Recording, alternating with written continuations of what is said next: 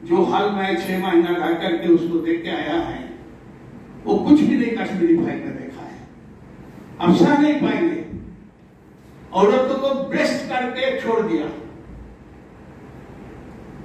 मैं देखा है, 4 घटना मेरा देखा हुआ है।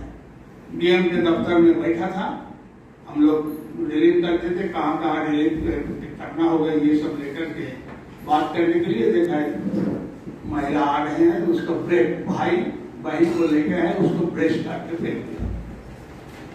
हुआ है ऐसा कोई घटना भारत में दूसरे समुदाय के पर? हुआ नहीं, मुझे मालूम है। तो ये सब के लिए आप पेश आवाज नहीं उठाएंगे। जनता को सचेतन करना पत्रकार बंधुओं का एक बड़ा काम होता है। इन्वेस्टिगेटिव जर्नलिज्म में आप इन्वेस्टिगेट कीजिए क्या क्या हो रहा है और आवाज उठाइए, यही आपको पास हमारा विनम्र निवेदन है। तो आफ्टर पार्टीशन, बिफोर पार्टीशन भी हम लोग निपीड़ित, वंचित, लांछित हुए। आफ्टर पार्टीशन भी हम हो रहे हैं। Union civil code, union civil जो ये है कानून, ये लागू नहीं होगा तो हमको हिंदू के ऊपर आपका हिंदू कोर्ट बिल लागू कर दिया। हिंदू कोर्ट बिल में क्या है, हिंदू एक शादी छोड़कर दूसरा शादी कर नहीं पाएंगे। और दूसरे समय डेमोग्राफिक चेंज लाने के लिए वो 4 शादियां करते हैं। एक दिन तो हिंदू अल्पसंख्यक बन जाएगा। और ये उनका निर्देश है। पश्चिम बंगाल के मेयर और मंत्री, कैबिनेट मिनिस्टर, वो बोल रहे हैं ये हमारा पुण्य काम है दूसरे को अपने धर्म में लाने का। इसमें हमारा जन्नत का मार्ग प्रशस्त हो जाएगा।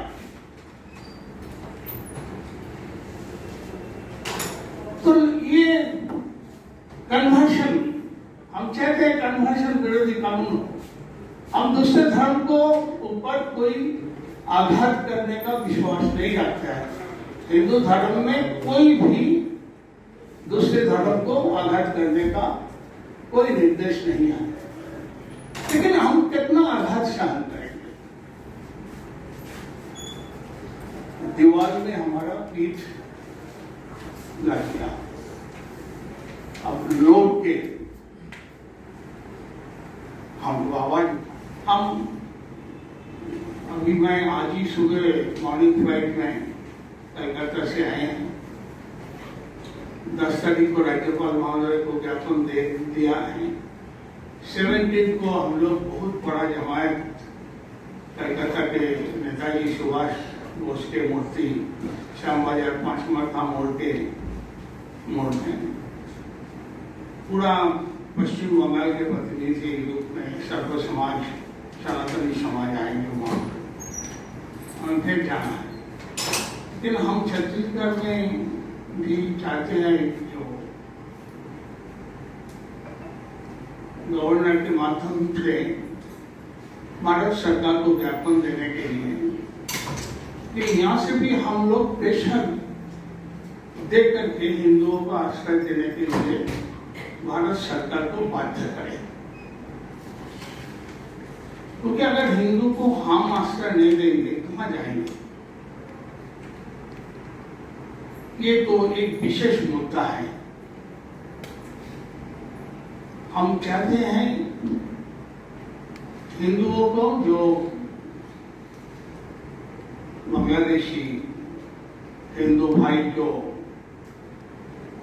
वास्तु होकर के, वास्तुहीन होकर के बॉर्डर में से, उनको पूर्ण मर्यादा के साथ भारत सरकार उनको शरणार्थी के रूप में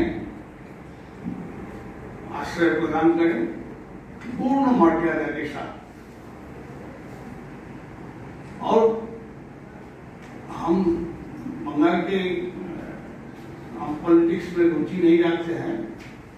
नाम से पता चलता है भारत सेवाश्रम संघ सेवा की संस्था है, लेकिन परिस्थिति ऐसा है 1947 में भारत विभाजन हुआ। आप सभी जानते हैं किस बेसिस पर भारत विभाजन हुआ। एक विशेष समुदाय भारत में विभाजन चाहते थे, तो हिंदुओं का साथ हम रह नहीं पाएंगे, तो two nation theory, two religion theory के आधार पर भारत विभाजन हुआ। उस समय इसके बाद जब भारत का कॉन्स्टिट्यूशन लिखा गया, उसमें सेकुलर शब्द नहीं था। प्रियम्बल टू द कॉन्स्टिट्यूशन में कोई सेकुलर शब्द नहीं था। The people of India have been solemnly resolved to constitute India into a sovereign democratic republic. बस यही था। पूरा पृथ्वी का इतिहास अगर हम स्टडी करें, कोई भी देश में प्रियम्बल टू द कॉन्स्टिट्यूशन का चेंज नहीं होता है, लेकिन with the support of brutal majority Bharat में preamble to the constitution change कर टू नेशन थ्योरी के आधार पर देश विभाजन हुआ। तो भारत उनको इस्लामिस्तान मिल गया, पाकिस्तान मिल गया, इस्लाम लैंड मिल गया। ऑटोमेटिकली अगर पार्ट इस हिंदू स्टेट, हिंदू राष्ट्र, क्योंकि इसमें मेंशन नहीं किया गया, लेकिन एक को अगर उनका लैंड मिलेगा तो दूसरे समुदाय को हिंदू स्टेट मिलेगा, दूसरे समुदाय हिंदू। लेकिन हुआ नहीं।